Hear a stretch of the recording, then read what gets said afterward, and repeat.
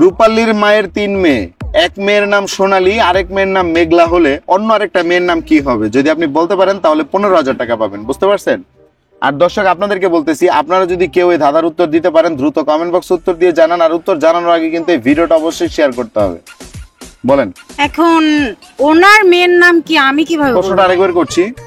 রূপালীর মায়ের 3 মেয়ে, এক মেয়ের নাম সোনালী, আরেক মেয়ের নাম মেঘলা হলে অন্য আরেকটা মেয়ের নাম কি হবে? যদি বলতে পারেন তাহলে আপনি 15,000 টাকা পাবেন। ঠিক আছে? আজব, এখন আমি কি ওনাদের বাড়ির পাশে থাকি যে ওই মেয়ের নাম কি হবে আমি কি করে এটা বলবো বলেন তো? এটাই তো আমার প্রশ্নটা, এটা ধাঁধাটাই এটা।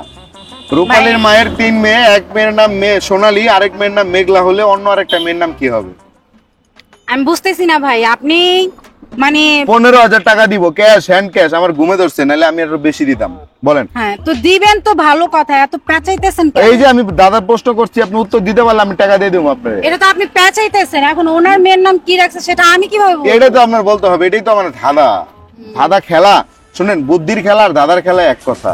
তো এটাই হচ্ছে বুদ্ধির খেলা। মূলত আপনি ব্রেন দিয়ে ভাবেন তাহলে উত্তরটা পেয়ে যাবেন।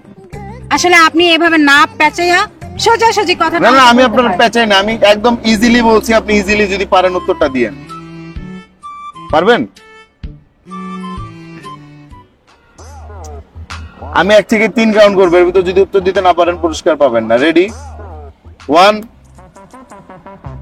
2। ভাই পারবো পারবো। কি পারবেন? শিওর? হ্যাঁ পারবো বলুন আমি। বলুন। আপনি বলেছেন রূপালীর